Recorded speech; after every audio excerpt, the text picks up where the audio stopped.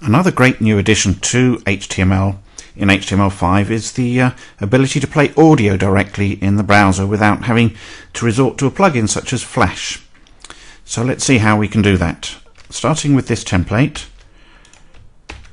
I'll put in a couple of audio and /audio tags, and that's all you need to specify that audio is going to be played.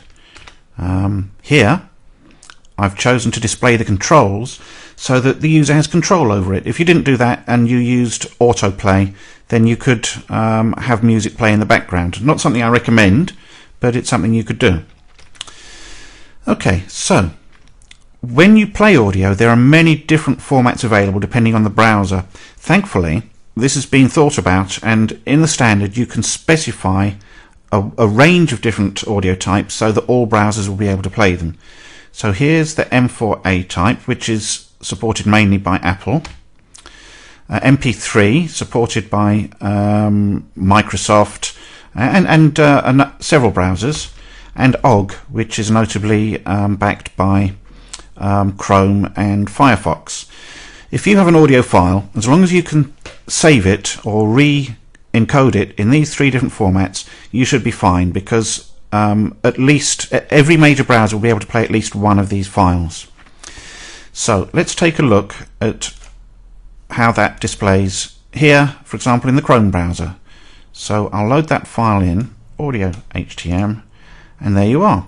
Here is the audio with the controls displayed. I'm going to show you what it looks like without the controls. Now, see, there's nothing. You can't do anything. You'd need to automatically play the sounds for any effect to happen on the web page. So I generally recommend that this is the best thing to do. Put the audio controls in. So here it is. Make sure that's saved, and we'll load it, and let's see whether the audio actually plays. And there you go. The audio is playing perfectly. However, some users are going to be using older browsers in which HTML5 isn't available. So here's what you need to do to also support them and make sure you've covered the majority of cases.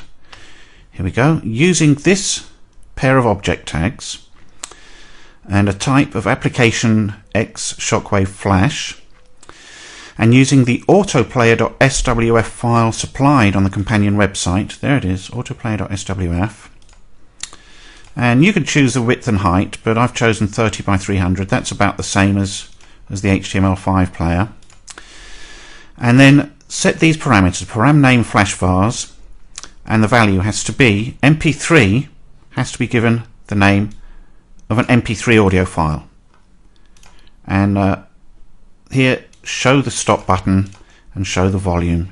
Okay, and then you've pretty much matched exactly how HTML5 audio will display. So if you put all of that together within your audio tags, then your audio will play on probably 99% of all browsers. And let's have a look how this appears here. Because it has got HTML5, nothing happens, because these tags are ignored on HTML5 browsers, but on non-HTML5 browsers, then you get a player that looks almost exactly the same as this.